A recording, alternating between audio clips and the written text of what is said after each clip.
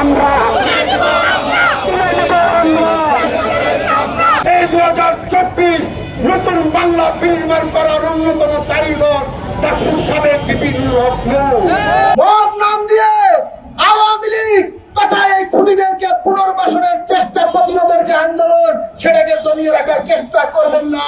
আমরা স্পষ্টভাবে বলতে চাই, যেখানে ভিডিও ফুটেজ থাকার পরেও এই সকল প্রশাসন কর্মকর্তাদের বিরুদ্ধে এখনো পর্যন্ত কেন ব্যবস্থা নেওয়া হচ্ছে না?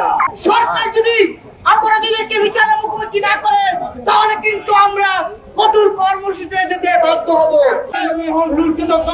রাস্তায় পিটায় জগন্নুল হক নূরকে যখন ওই ছাত্রলীগের পোশাক করে, সেনাবাহিনীর পোশাক করে ছাত্রলীগের গুন্ডা বান্ধবরা নূরকে হামলা করে, তখন আপনারা তামাশা দেখেন। আমরা প্রধান উপদেষ্টাকে জানিয়েছি যে ভিপি নুরুল হকের একাধিক জটিলতা দেখা দিয়েছে।